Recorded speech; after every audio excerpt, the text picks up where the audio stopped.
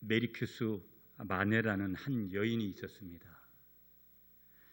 이 메리큐스 마네라는 이 부인에게는 남편이 당연히 있는데 남편이 문제가 생겼습니다. 사업을 하다가 사업에 부도를 내고 어디론가 몸을 숨겨버린 거예요. 살림 다 잃어버렸습니다. 하루아침에 알거지가 되어버리고요, 길거리로 나앉게 됐습니다. 그들에게는 어린 아들 하나가 있었는데요, 또 이 어린 아들이 사고를 쳤습니다. 문방구에서 연필 하나를 훔치다가 들켰는데요, 문제는 이 사건이 학교에까지 알려지게 되어져서 학교에서 그만 쫓겨나고 말았습니다. 이 메리큐스 마네라는 이 여인에게, 이 어머니에게, 이 부인에게 더 이상 살고 싶은 마음이 완전히 사라져 버렸습니다.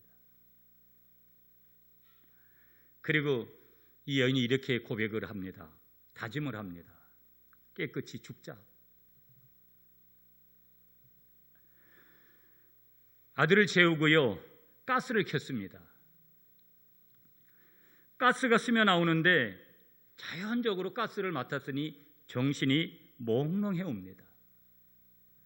정신이 몽롱해 오는 점점 더 깊어지는 그 순간에 이웃집에서 찬송 소리가 들려왔습니다. 내 모든 시험 무거운 짐을 주 예수 앞에 아뢰이면 근심에 쌓인 날 돌아보사 내 근심 모두 맡으시네. 무거운 짐을 그 뒤는 이따가 점심 잡수시고 오후에 한 번 더 하시고요, 이 찬송이 들려온 거예요. 순간 성령의 귀한 역사가 있었습니다. 은혜가 있었습니다. 그래, 내가 죽을 생각을 하면서 왜 기도할 생각은 못했을까?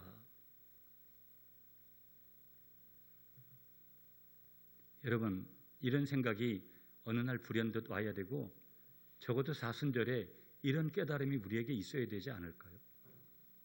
아멘을 안 하시는구나. 네. 그 순간 성령의 그런 은혜 가운데, 하나님의 은혜 가운데 정신을 차리고 아들을 밖으로 밀어내고 가스를 잠궜습니다. 그리고 이 여인이 방 한가운데에서 무릎을 꿇고 기도를 올리는데 하나님이 은혜를 주셨으니 찾아오는 증거물이 뭐겠어요? 눈물이 하염없이 흐르는 거예요. 용기를 냈습니다. 하나님이 주시는 벼랑 끝에서 오는 그런 용기지요. 용기를 냈는데, 그리고 그 용기를 내는 첫 출발이 뭐냐면 시골에 내려가서 빈집 하나를 얻어가지고 거기에서 새 삶을 꾸리기를 시작한 거예요. 시간이 한참 흘렀습니다. 여러분, 훗날 그의 자녀들은 모두 아주 정말 은혜 가운데 성공을 합니다. 그리고 이 메리큐스 마네라는 이 여인이 자서전적인 글을 쓰는데 그 책의 이름이 뭐냐면요, 근심이여 안녕, 이런 책이에요. 책 제목이. 이 메리큐스 마네라는 이 여인이 근심이여 안녕이라는 이 자서전적인 책에서 마지막 결론을 이렇게 내고 있습니다. 여러분, 제가 읽을게요. 죽을 수 있는 용기를 가진 자들이요, 하나님 앞에 기도할 수 있는 용기로 바꾸어 보십시오. 내가 죽으려고 그런 용기를 냈다면, 그런 용기가 있다면 하나님 앞에서 기도할 수 있는 용기로 체인지해봐라.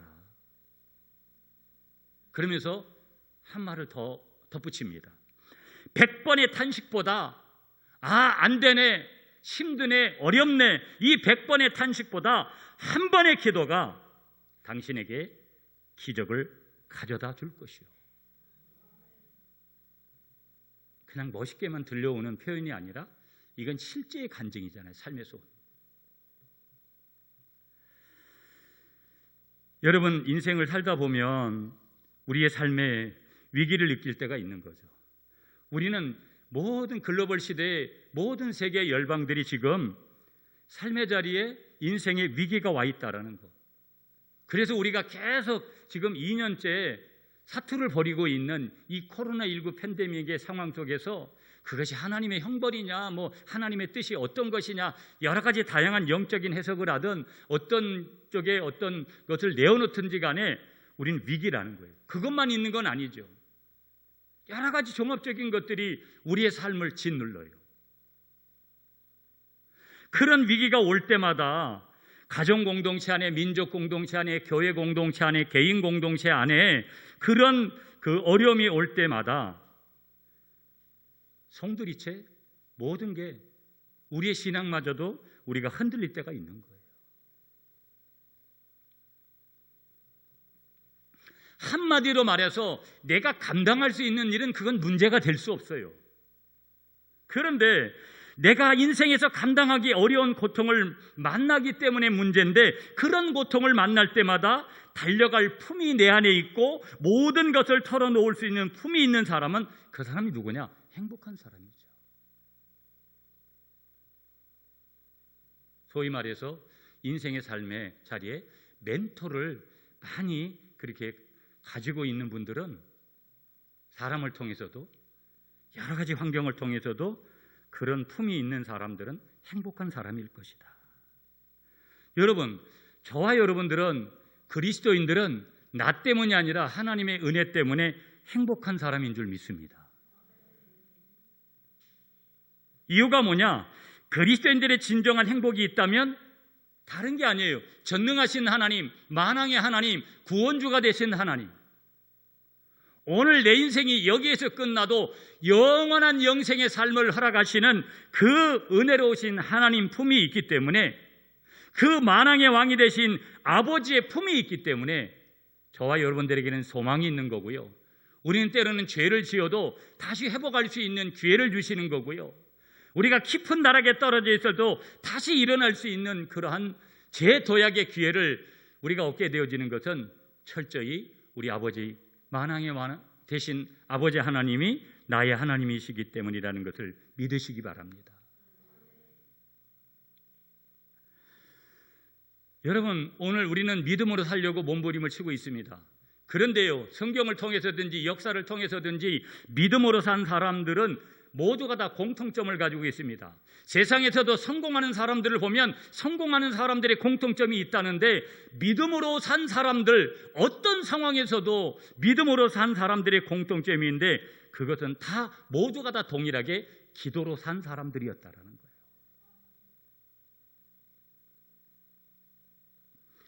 여러분, 저와 여러분들이 가지고 있는 것을 무엇을 통해서, 돈으로 메꾸면 된다? 사람으로 메꾸면 된다? 내가 다 할 수 있다? 그런 거 얼마까지 우리가 가능할까요? 한 가지, 두 가지? 우리는 세 손가락 접기 전에 벌써 그렇게 안 된다라는 것을, 그런 고통을 우리는 감지합니다. 이 글로벌 시대에 우리는 세계의 모든 세계를 움직일 수 있는 힘이 뭘까?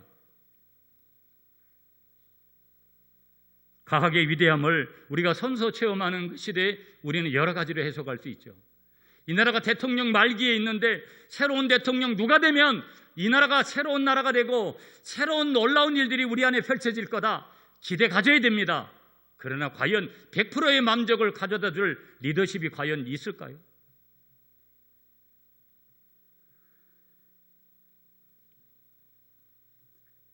우리는 오늘 반드시 조건 하나를 주님께서 제시하시는데, 우리는 오늘 하나님 앞에 모두가 다 손들고 가야 되는 줄 믿습니다. 그분이 이 나라의 최종 리더십보다, 전 세계의 최종 리더십보다, 이 땅의 어떤 사람들보다 비교조차 할 수 없는 그분이 전능자이시기 때문에 손들고 나아간다는 것이 뭘까요? 오늘 예수님께서는 그것은 기도라고 저와 여러분들에게 말씀하시는 줄 믿습니다. 전부여 의지없소서, 손들고 옵니다. 전하를 외면하시면 나 어디 가리까. 손들고 가면 주님은 반드시 외면하지 않으신 줄 믿습니다. 이거는 당연한 원리예요. 당연한 원리. 여러분, 오늘 저와 여러분들이 누군가에게 손을 들고 우리가 도움을 요청하고 함께 가기를 요청할 때 수많은 사람들이, 나와 피를 나눈 사람도 어느 순간에는 나를 외면합니다. 그러나 우리 주님은 결코 우리를 외면하지 않으신다라는 것, 이게 복음입니다, 여러분. 이게 십자가 안에 있는 알맹이에요. 믿음으로 살고 싶은가? 기도해야 된다라는 거예요. 여러분들에게도 소개했는데 마틴 로이드 존슨 목사님이 쓰신 부흥이라는 책이 있어요. 로이드 존슨 목사님은요, 부흥이 뭐냐? 영광 가운데 계시는 하나님 앞에 세 가지 증거물이 나타난다. 우리들에게 첫째는 하나님의 사람들이 하나님의 얼굴을 구하고, 두 번째는 그분께로 돌아가고, 세 번째는 그분께 기도하더라. 여러분, 적어도 우리 구미 갈릴리 교회도 아직까지 부흥하는 그런 모드에 있지는 않아요. 제가 오늘 일부 예배에서도 우리 중고등부 우리 청년들한테도 그랬어요. 기도하지 않습니다. 여러분, 중고등부 우리 청년들만 그렇습니까? 교회 학교를 하는 선생님 여러분들에게 맡겨진 아이들을 위해서 얼마나 기도해요? 자기를 위해서도 기도하지 않는데 누구를 위해서 기도할까요, 과연? 목사의 직분, 장로의 직분, 권사의 직분을 가지고도 함께 모여서 하나님 앞에 기도로 나아가는 것이 중요한데, 아무리 여러분이 개인적으로 기도 생활을 많이 한다 그래도 적어도 제가 여러분들을 바라볼 때는 부흥하는 모두의 그 현장에 서 있지를 못합니다. 오늘 단순히 이 교회가 부흥하는 그 목적에 이 말씀을 드리는 것이 아니라, 그 부흥은 개인의 부흥도, 민족의 부흥도, 하나님의 나라의 부흥도 모든 것들이 포함되는 거죠. 여러분, 이 사순절 기간에 한번 깊이 한번 보십시오. 저희 교회 새벽기도 5일 합니다. 여러분이 중직자가 돼가지고 그 5일하는 새벽기도에 지금 어떻게 임하고 있는지, 이게 오늘 구미 갈릴리에서만 벌어지는 게 아니라 한국교회 안에 수많은, 이번 주간에 설교 준비를 하면서 어떤 자료를 보다 보니까 서울에 있는 어떤 교회가 새 가족이 350명이 등록을 했다라는 거예요. 물론 한 날에 등록하지는 않았겠죠. 저는 여러분들에게 여러 번 밝혔습니다. 코로나19 이후에 교회는 두 갈래로 분명히 가요. 단순한 해석일 수도 있습니다. 정말 복음적에서 복음을 경험하면서 복음의 역사를 보면서 가는 교회가 있고, 전혀 인간적으로 헤매다가 그렇게 자포자기하고 그렇게 나가 떨어지듯이 그렇게 나가버리는 그런 교회들이 우후죽순처럼 나올 거예요. 어찌 보면 1번보다는 2번이 훨씬 더 퍼센티지가 많을 거라는데 우려가 되는 거예요. 저는 우리 갈릴리 공동체도 그 속 안에 있는데 정말 내심 걱정스러운 부분들이 커요.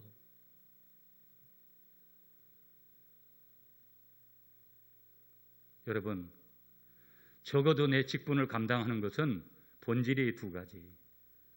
내가 거룩해지는 것은 디모데전서 4장 5절에 보면 하나님의 말씀과 기도밖에 없어요. 내가 그걸 떠나면 계속해서 교만해지는 거예요. 세속화되는 거예요.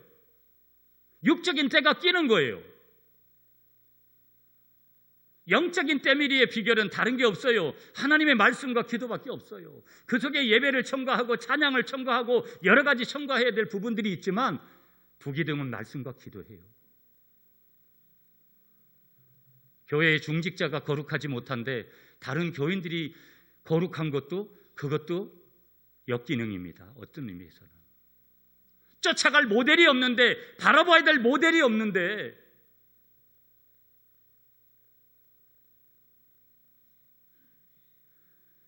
이 말씀을 전하고 있는 저 자신도 너무나 부끄럽습니다. 우리 모두는 기도의 자리를 회복해야 될 줄 믿습니다.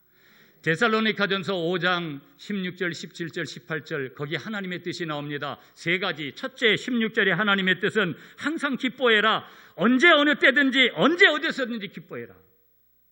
두 번째, 쉬지 말고 기도해라. 지속적인 소통을 해라. 그런데 누구하고 소통을 하느냐가 중요한데 전능하신 하나님과 소통해라.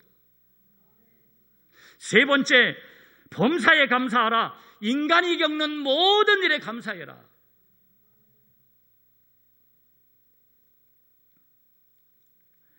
여러분, 한국교회는 이 코로나19 상황 속에서 여러 가지가 하나님께서 우리에게 말씀하시는 것은 회복이에요. 그럼 교회의 회복의 출발점이 뭘까? 여러 가지 단어를 떠올릴 수 있지만 우리는 교회 회복의 출발을 기도에서 출발해야 될 줄 믿습니다. 더 정확하게 말하면 말씀과 기도라는 이 두 기둥. 더 중요한 것은 이 기도가 어떤 기도해야 되느냐. 나 혼자 몇 시간씩 행하는 그런 기도 감사하지만 그런 기도 필요 없다라는 거예요. 우리 모두가 다 연약하지만 모두가 다 함께 모여서 함께 하나님 앞에 예배하고 찬송하고 그러면서 그 안에 드리는 그 기도, 함께 드리는 기도.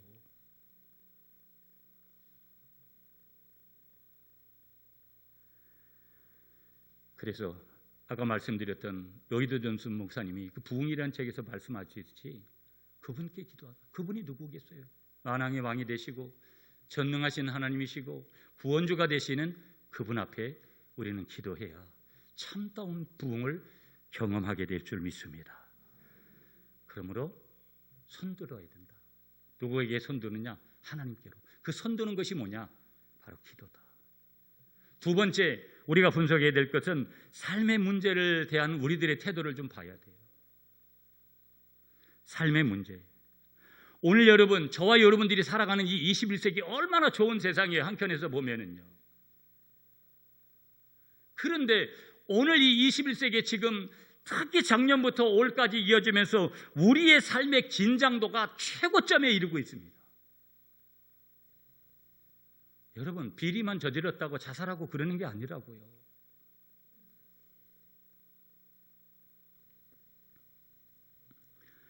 위축된 삶 가운데 여전히 던져져 있는 저와 여러분들의 자신들을 보면서 긍정적인 부분이 크다면 얼마나 좋겠어요. 긍정적인 부분보다는 부정적인 긴장도가 훨씬 더 크다는데 문제점이 있는 거예요.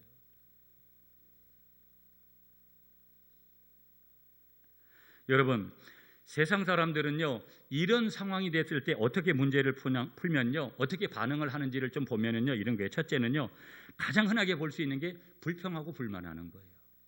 그럼 뭐 세상 사람들만 그러겠어요? 우리도 그럴 때가 있잖아요. 두 번째는요, 혹자들은 그래요.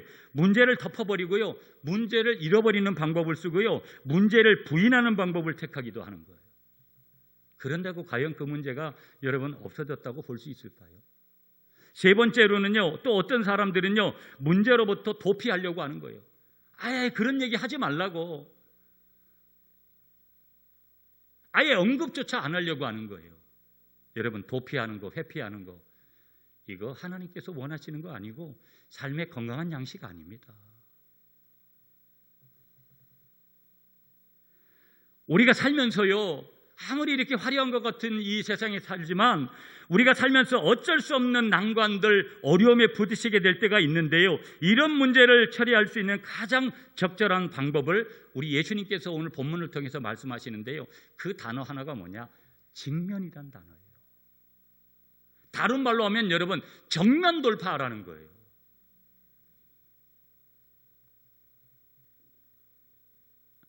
문제를 끌어안고 정면 돌파하는 것, 바로 그 정면 돌파하는 방법을 뭐라고 말씀하시느냐?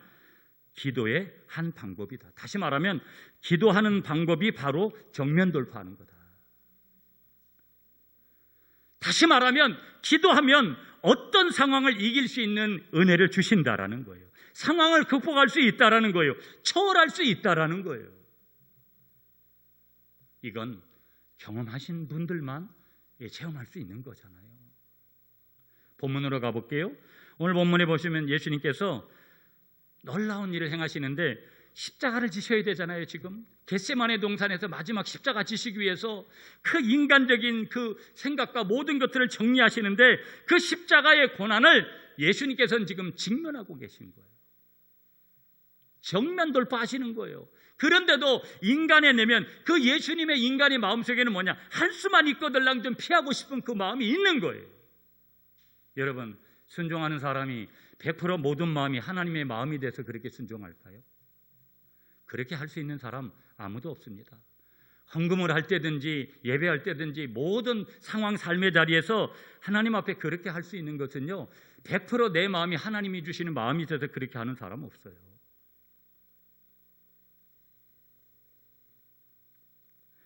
예수님을 보세요. 자학하지 않습니다. 누구에게도 불평하지 않습니다. 오늘 성경에 보면 원망하지 않습니다. 가면을 쓴 채로 문제가 없는 것처럼 속이려고도 하지 않습니다. 문제로부터 도피할 생각 안 하십니다. 그 문제를 가슴에 끌어안고 다만 겟세마네 동산에 오르셨고 거기에서 뭘 하셨느냐? 제자들 3명을 데리고 가셔서 기도하셨는데 제자들은 기도를 하는 게 아니라 잠을 잤죠.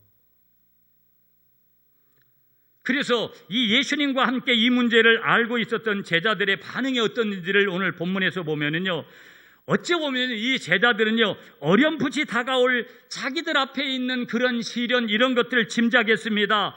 또 선생님이여 랍비이신 예수님에게 중요한 어떤 사건이 일어날 것을 예감하고 있었습니다. 이 문제는 바로 문제가 뭐냐? 그 예수님이 당면한 그 고난의 문제가 자신들에게도 영향을 미칠 것이라는 것을 약간은 예감을 하면서 근심하고 염려했다라는 거예요.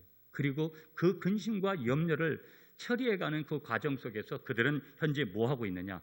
잠자고 있더라. 예수님은 뭐하고 계시느냐? 기도하고 계시더라. 여러분 45절 함께 읽을까요? 오늘 본문으로 가셔서 45절 다 같이 시작. 기도 후에 일어나 제자들에게 가서 슬픔으로 인하여 잠든 것을 보시고. 아멘. 슬픔으로 인하여 잠든 것들. 그러면 이 제자들의 슬픔이 뭘까? 이 선생님 되신 예수님과의 이별이라는 그 속에서 주어지는 그 무언가를 분명히 슬픔을 예감했다라는 거예요. 불안했다라는 거예요.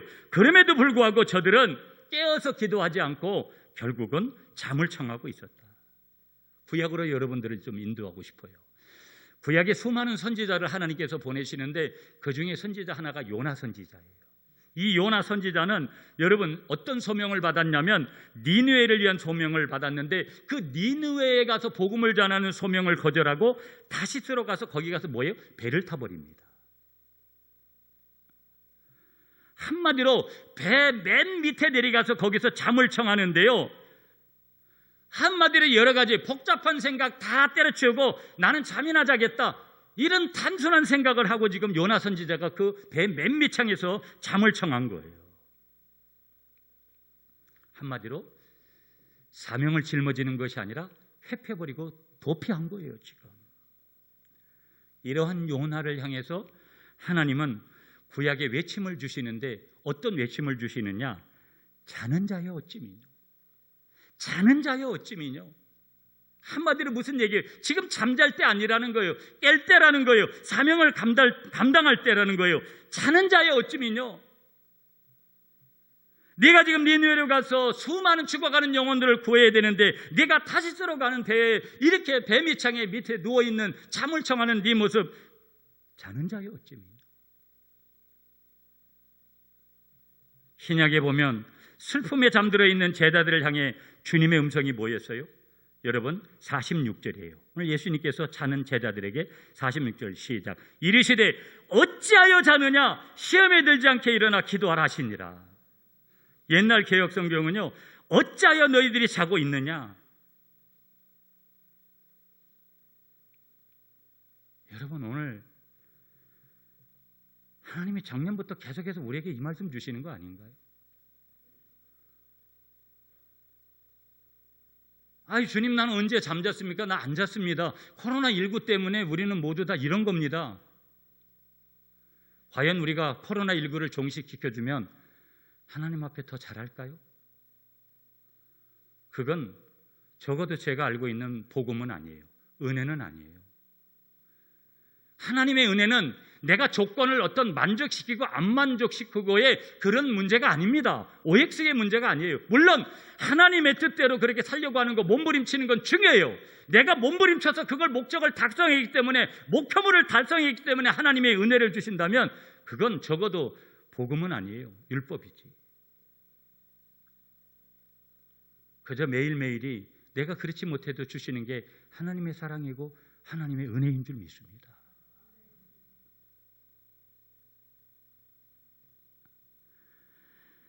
사랑하는 여러분, 보십시오. 오늘을 살고 있는 우리들의 삶의 정황과 요나가 또 당면했던 그 시대나 예수님이 지금 겟세마네에서 동산에서 이루고 있는 이때나 뭐가 다를까요? 그렇다면 오늘 우리는 가장 먼저 뭘 해야 될까요? 예배 중요합니다, 여러분.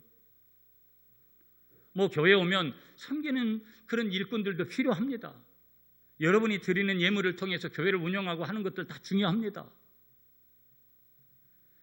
그러나 적어도 저와 여러분들이 첫 번째로 회복해야 될 것은 기도해야 될 때고 기도를 회복해야 될 줄 믿습니다.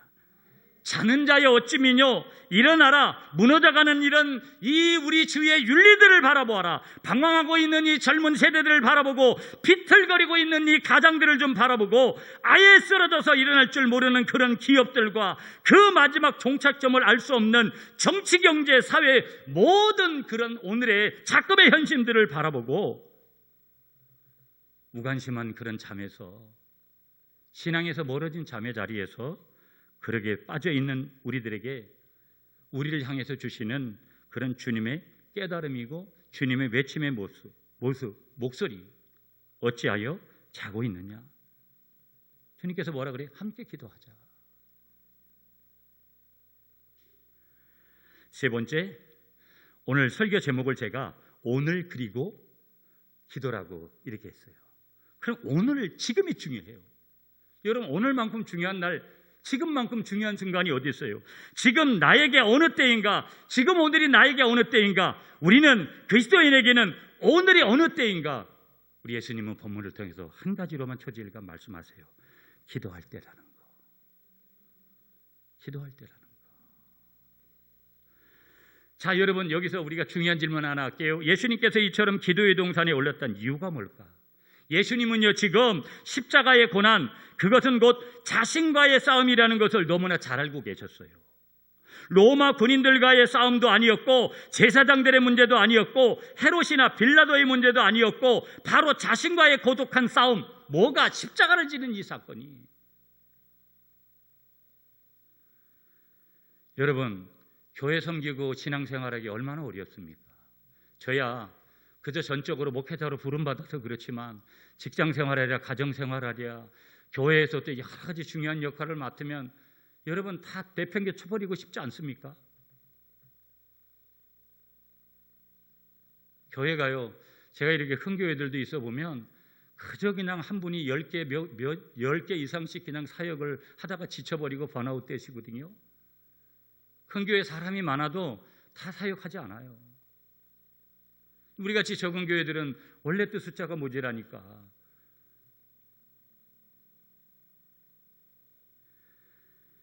신앙생활을 우리가 그래서요, 승리하기 위한 마지막 적이 뭐냐면 가장 무서운 적이 자기 자신이라는 거예요. 여러분, 저도요, 세상에 저도 목회자도 다 유혹을 받잖아요.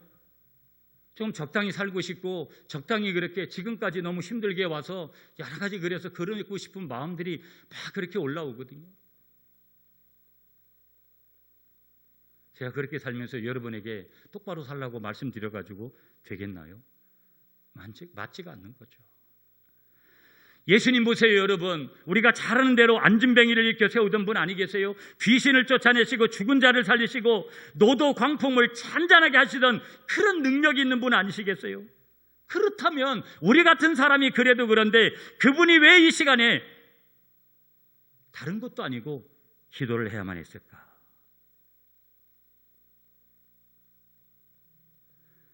십자가에서 승리하기 위해서는 자기를 부인해야 했다라는 거예요. 자기 부인.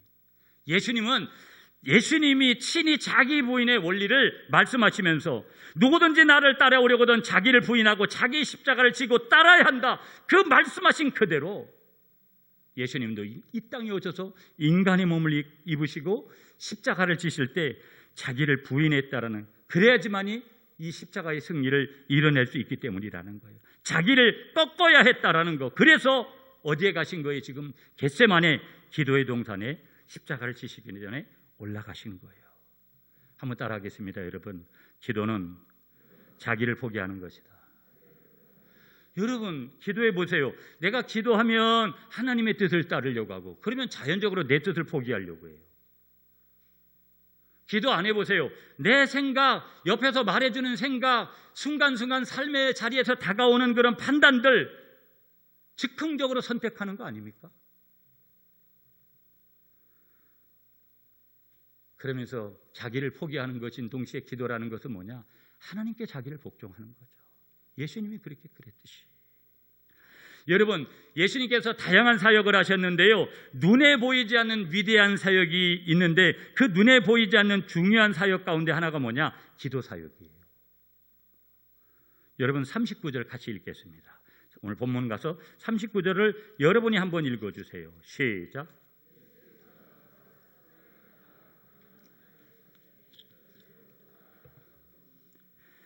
예수님은 어떻게 기도하셨다고요? 습관을 따라. 저도요, 새벽에 일찍 오지는 못하는데 새벽에 올 때마다 늘 그런 얘기를 해요. 집사람하고. 우리도 이렇게 피곤한데 우리 교인들은 얼마나 피곤하겠나. 인간적으로는 다 쉬라고 그러고 싶어요.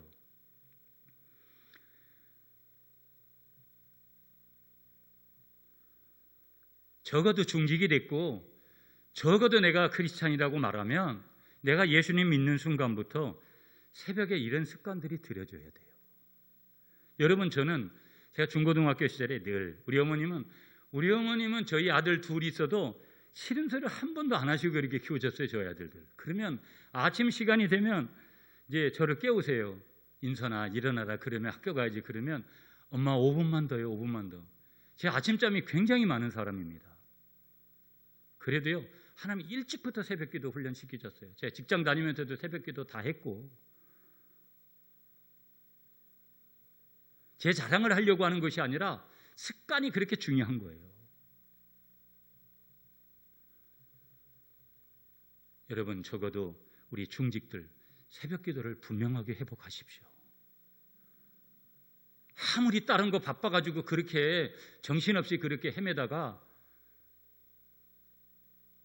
중심이 바르지 못한데, 적어도 한날의 시작이 영적인 출발이 거룩해야 되는 것 아니겠어요? 다른 방법으로 거룩을 이룰 수 있는 거라면, 하나님께서 다른 방법을 주셨다면 다른 방법 해야 되는데 다른 방법이 없어요. 디모데전서 4장 5절에 하나님의 말씀과 기도로 거룩하여진다. 거룩의 비결이, 방법이 그거밖에는 없어요. 이 두 기둥 위에 예배를 세우고 전도를 세우고 뭐 봉헌을 올려드리고 다양한 것들을 우리가 올려드리는 거죠. 그저 저희 교회 새벽기도 5일 합니다. 5일을 중직자들이 그 새벽을 습관적으로 앉아, 어떤 때는 졸기도 하죠. 저도 어떤 때는 얼마나 피곤한지 몰라요. 여러분, 지금은 예전에 기도했던 시절하고 비교하면 정말 요만큼밖에 기도하지 않는 건데도 제 자신이 부끄럽죠. 여러분들한테 이 말씀을 드리면서, 말씀을 전해야 되기 때문에 전하지만 가장 부끄러운 사람이 저니까요. 장로님들, 권사님들, 집사님들, 성도님들, 새벽기도 충실하시기를 축복합니다. 그것이 사는 비결이에요. 내가 살아야, 날마다 내 자신에게 복음을 먼저 전해야 그 복음을 다른 사람에게 전할 수 있는 거 아니겠어요? 내게 복음이 없는데, 내게 복음이 흘러넘치지 않는데, 내게 거룩이 흘러넘치지 않는데 누구를 살려요?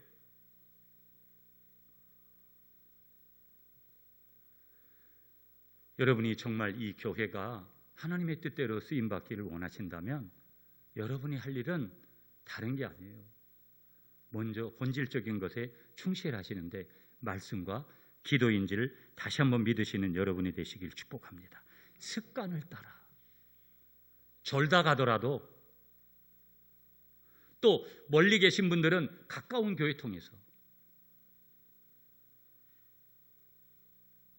함께 기도하는 것이 중요하다 그랬어요. 여러분, 아무리 여러분이 하루에 개인 기도를 몇 시간씩 하고 그런 거 저는 많이 권하지는 않습니다.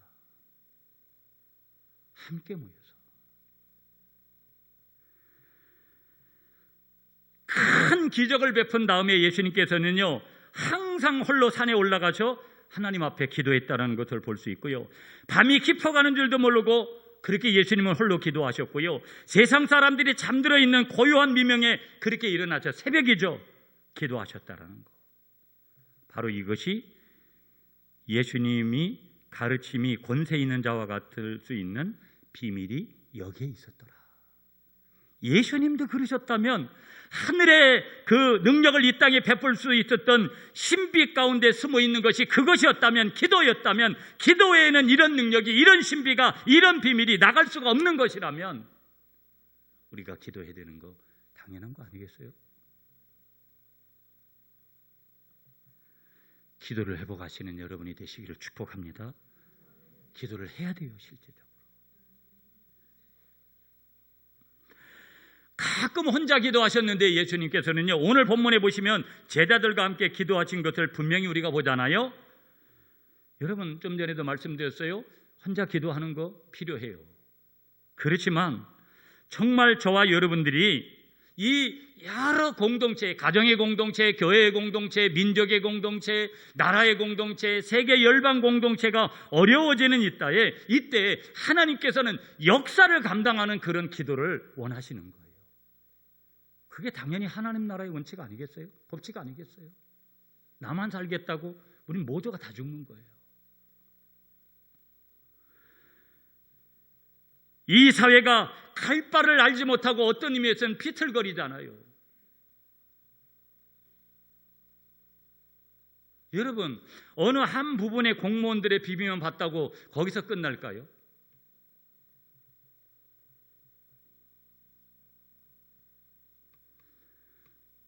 민족의 공동체 자체가 흔들리고 있는 오늘의 작금의 현실에서 오늘 함께 기도하자. 예수님께서 저와 여러분들에게 분명하게 말씀하시는 줄 믿습니다. 저와 여러분들에게 하나님이 주신 비전을 이루기 위해서 그 비전을 이루어가는 비결이 뭐냐? 다른 거 없다라는 거. 말씀과 기도라는 거. 그러므로 성령 받은 사람들이 합심해서 기도할 때, 저와 여러분들이 합심해서 기도할 때 하늘 문이 열려지는 것인 줄 믿습니다. 그래서요, 기도는 뭐냐? 기도는 사역이에요. 이 땅에서 우리가 할 수 있는 사역들 가운데 가장 위대한 사역, 그것이 뭐라는 거예요? 이 기도 사역이라는 거예요. 기도는 어떤 의미에서는 여러분 사역을 준비하는 거 아니라는 것이죠. 사역이 시작이고 사역의 본질인 거라는 거. 기도로 하나님은 세상을 변화시키시기를 원하고 계신다라는 거. 여러분, 친작부터 이 원리들을 좀 많이 생각하고 있으면서도 우리가 깜빡깜빡 할 때가 굉장히 많이 있잖아요. 자, 보세요. 40절로 한번 가볼게요. 40절 말씀 다 같이 다시 읽겠습니다. 시작. 그것에 이르러 그들에게 이르시되 유혹에 빠지지 않게 기도하라 하시고. 아멘. 주님 친히 말씀하시는 거죠. 옛날 개역 성경은 시험에 들지 않기를 기도해라. 여기 유혹이라는 더 템테이션이에요. 영어로 유혹하는 거예요. 시험하는 거예요. 하나님의 테스트가 아니라 복 주시려고 테스트하는 것이 아니라 이건 철저한 유혹이에요. 이 시험은 넘어지면 죽어요. 잘못되는 거예요. 그걸 말씀하시는 거거든요. 여러분이 기억하셔야 돼요. 기도하지 않고 성공하면 성공 때문에 망하는 거예요. 여러분, 내가 열심히 해가지고 내 열심으로 하나님이 나중에 물으시면 내가 너무 도무지 너를 모른다.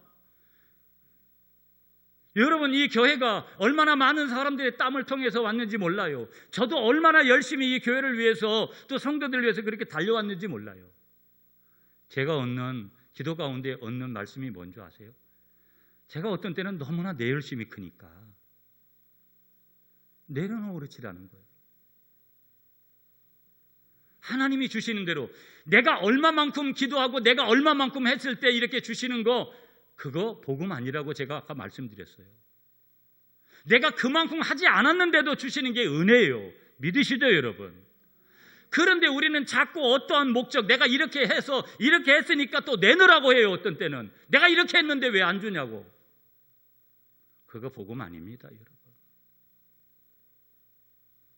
그럼에도 불구하고 그리 아니하실지라도 복음에는 이 부분이 숨겨져 있는 거예요. 그러나 항상 하나님은 기도하는 자를 통해서 일하시는 줄 믿습니다. 자, 그러면 기도에 항상 우리가 목표점이 어디냐를 우리에게 말씀하시는데 42절이에요, 여러분. 42절로 다시 갈게요. 42절 말씀 시작. 이르시되 아버지여, 만일 아버지의 뜻이거든 이 잔을 내게서 옮기시옵소서. 그러나 내 원대로 마시옵고 아버지의 원대로 되기를 원하나이다 하시니. 아멘. 한번 따라하겠습니다. 기도는 하나님의 뜻을 이루는 것입니다. 여러분, 지금 예수님이 그토록 뜨겁게 기도했던 또 다른 이유가 뭐라는 거예요? 우리 주님께서 그토록 처절한 땀방울이 핏방울이 되도록 기도했었던 이유가 뭐예요? 다른 거 없어요. 십자가를 지시는 하나님의 뜻을 이루기 위해서 그렇게 한 거예요. 기도하는 소극적인 이유는 시험에 들지 않기 위해서 해야 되는 거다, 그렇게 말씀하시지만 가장 적극적인 기도해야 되는 이유는 뭐냐? 아버지의 뜻을 분별하기 위해서, 아버지의 뜻을 이루기 위해서, 아버지의 비전을 이루기 위해서. 여러분, 구약 성경으로 조금 갔다 오겠는데요. 에스겔서 36장 36절에 보면 바벨론 포로로 끌려갔던 백성들이 시온 땅으로 돌아올 것이다. 황폐하고 황무한 그 땅을 다시 일으켜 세우게 될 것이다. 나 여호와가 말하노니 내가 반드시 그렇게 이룰 것이다. 하나님 말씀하세요, 에스겔 선지자를 통해서. 그러나 그 다음 절에 이어지는 37절에 우리가 좀 보면 이런 말씀을 주세요. 나주 여호와가 말하노라, 내가 시온을 회복하겠다고 약속함에도 불구하고 그래도 이스라엘 족속이 내게 구하여야 할 것이니라. 여기 그래도의 원리 우리가 알아야 돼요. 그래도 사람이 할 일, 하나님의 자녀들이 할 일이 있다라는 게, 그게 뭐예요? 이스라엘 백성들이 그 시온을 회복시켜서 할 일이 뭐라는 거예요? 다른 거 아니에요. 기도하는 거. 한국교회가 회복되고 여러분이 섬기고 있는 이 구미 갈릴리 교회가 적어도 이 코로나의 여러 어려운 상황 속에서 회복을 바란다면 하나님께서 여기에 뜻이 분명히 계시기 때문에 우리가 할 일은 뭐예요? 기도하는 거라는 거예요. 그런데 기도가 약하잖아요. 정말 기도가 약해졌어요. 저희 상가 시절에도 정말 몇 사람 안 돼도 열심히 기도하고 기도들을 안 해요. 새벽에 나오지도 않지만, 새벽 기도가 다 모든 기도가 전부 아니어도 기도를 하지 않잖아요. 우리 교회만 그런 게 아니라 한국 교회가 지금 기도를 반드시 회복하시는 여러분들이 되시기를 축복합니다. 내 백성이 내게 나와 기도해야 할 것이니라. 시온의 회복을 이루는 방법은 하나님의 은혜로 하시지만 하나님의 백성들이 할 일은 기도하는 거라는 거예요. 오늘 여러분, 저와 여러분들이 섬기는 우리 구미 갈릴리 교회가 하나님의 뜻대로 가기 위해서 이 안에는 여러 가지 일들이 일어납니다. 오늘도 일어나고 있고요. 내일 무슨 일이 이 교회 안에서도 일어날는지 아무도 몰라요. 그러나 항상 문제가 있어 왔고요. 사람들이 있다 보니까.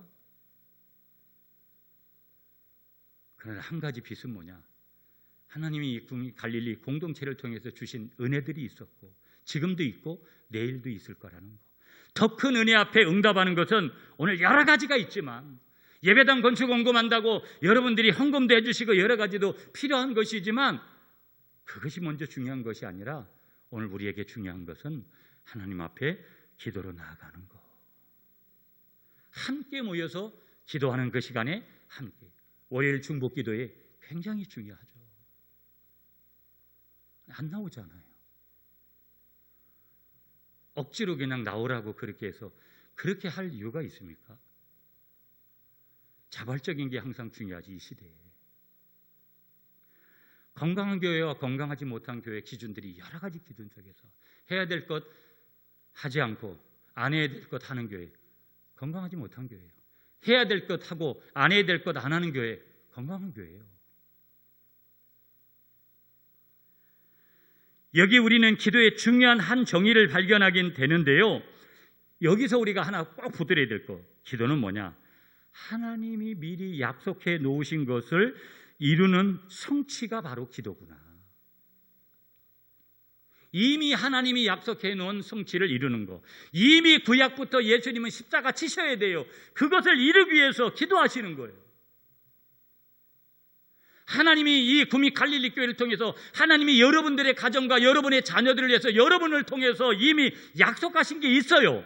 그것이 성취되기 위해서는 저도 기도하고 여러분들도 기도해야 될 줄 믿으시는 여러분이 되시기를 간절히 축복하겠습니다. 아멘이시죠? 시대가 어려울수록 원리가. 그런데 이 하나님의 분명한 하나님의 약속이 있는데 왜 시온이 회복이 안 될까? 이유는 다른 게 없다라는 거예요. 다른 거 없어요. 기도하지 않기 때문이다. 오늘 본문을 통해서 주시는 그런 내용이죠. 여러분 44절 보실까요? 44절 말씀 다 같이 시작. 예수께서 힘쓰고 애써 더욱 간절히 기도하시니 땀이 땅에 떨어져 핏방울같이 되더라. 예수님은 이렇게 기도하셨어요. 유대인들은요, 성경에 보면 가끔은 서서 기도도 하고요, 눈을 뜨기도 기도해요. 여러분 왜 눈 뜨고 기도하냐고. 우리는 자꾸 눈 감고 기도해라 이런 걸 많이 배웠잖아요. 눈을 감느냐 뜨느냐 중요하지 않아요. 중요하지 않다고요. 눈을 뜨고 어떤 때는 이스라엘 백성들은 하늘을 우러러보면서 바라보면서 영광스러운 주님의 이름을 높이고 감사하는 그런 기도를 드렸어요. 어떤 때는 두 손을 높이 들고 하늘을 향해서 기도했습니다. 그러나 오늘 본문을 보시면은요, 예수님은 그렇게 기도할 수가 없었어요. 십자가를 지셔야 되는데 낭만적으로 안일하게 기도할 수 없었다라는 거예요. 무릎을 꿇고요, 땅에 엎드려 몸부림하며 절구하며 기도할 수밖에 없었다라는 거예요. 여러분 41절을 다시 보세요. 41절 말씀 다 같이 시작. 그들을 떠나 돌 던질 만큼 가서 무릎을 꿇고 기도하여. 요즘은 여러분 무릎 꿇는 것도 힘들어요. 옛날은 어떻게든지 몇 시간이라도 무릎 꿇고 그렇게 기도하려고 하고 하는데도 무릎 꿇는 것 자체도 안 될 때가 많아요. 여러분은 잘 되시나 보구나. 저는 잘 안 돼요. 자, 41절에 보면 무릎을 꿇고 기도하셨다. 여러분 43절에 보세요. 43절 시작. 천사가 하늘로부터 예수께 나타나 힘을 더하더라. 그러니까 하나님이 천사를 보내서 예수님 기도를 또 돕도록 그렇게 해요. 44절에 보면 땀방울이 핏방울이 되도록 뚝뚝뚝 떨어지고 있었다. 여러분, 오늘 우리 인생에서 이런 생명을 거는 기도가 필요한데, 저도 요즘 계속해서 하나님 앞에서의 그 질문이 뭐냐면, 뭔가 좀 더 하나님을 기쁘시게 해드려야 되는데 내가 무언가를 완벽하게 해낸다. 그럴 수 없어요. 여러분, 저에게 우리 목사님은 뭘 완벽하게 해야 된다. 전 그런 사람이 못 돼요. 그러나 얼마만큼 최선을 다하고 있느냐, 이건 우리가 계속 물어야 되는 거예요. 얼마만큼 우리가 열심을 내고 있느냐, 어떤 때는 생명을 걸었느냐, 정말 이런 땀을 흘리고 있느냐. 하나님이 이 시대에 땀 흘릴 사람을 찾고 있는데 정말 그 땀 흘릴 사람의 대열에 내가 있느냐.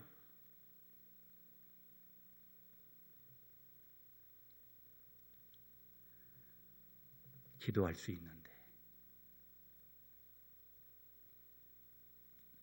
예수님은 소리치면서 기도하셨다라는 거.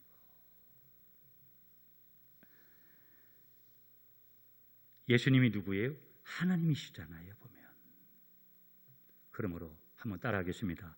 그리스도인이 잠들면 민족이 잠듭니다. 잠잔다. 여러분, 잠잔다라는 것은 죽었다라고 동의합니다. 성경은요, 잠잔다, 죽었다라는 표현이 죽음을 잠잔다라고 표현하잖아요.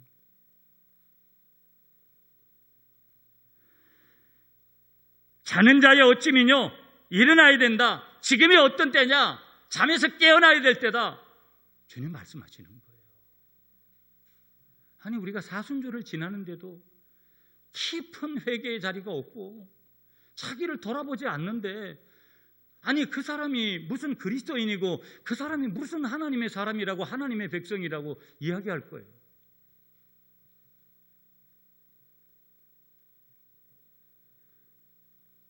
여러분, 파레토의 법칙이라는 것이 있어요. 말씀하면서 우리 정리할게요. 20%의 사람이 80대 20이라는 원리거든요. 20%의 사람이 80%의 사람을 먹여 살리는 원리예요. 한 공동체의 생산의 80%를 20%의 사람들이 만들어낸다라는 거예요. 보면은요. 오늘 뭘 얘기하는 거냐? 오늘 저와 이 나라의 문제, 여러 가지 그런 문제는, 이 사회는 우리가 직면하고 있는 안타까운 문제인데, 문제는 뭐냐? 이 땅을 살아가고 있는 20%의 그리스도인의 문제라고 말씀하시는 거예요. 여러분, 아주 열심을 내는 원리 중에 한 원리를 얘기할 때 개미를 많이 얘기하시는데, 개미가 부지런한 곤충으로 알고 있지만 부지런히 일하는 개미는 그 100% 중에 20%밖에 안 된다라는 거예요. 교회 모든 성도님들이 기도하고 모든 성도님들이 그렇게 해서 가면 얼마나 좋겠어요. 제가 18년 동안 그걸 어떻게든지 한번 만들어 보고 싶었는데 그거는 안 되는 것 같아요. 인위적으로 사람이 만들 수 없는 것 같아요. 그러나 적어도 직분으로 나를 부르시고 나를 이 자리에 분명히 그렇게 부르셨다라는 20%의 그 자리에 부르셨다라고 생각되어지는 저와 여러분들이라면 분명히 지금이야말로 기도의 비상령을 내려야 할 때라는 거예요. 내가 다른 사람들을, 다른 교인들을, 목사님의 목회를 어떻게 도울까요? 다른 거 다 좋아요. 여러분들이 기도의 그 자리에 서 계시는 거. 오늘 그리고 반드시 필요한 것은 기도라는 거. 이것을 분명하게 믿으시는 여러분이 되시기를 축복합니다.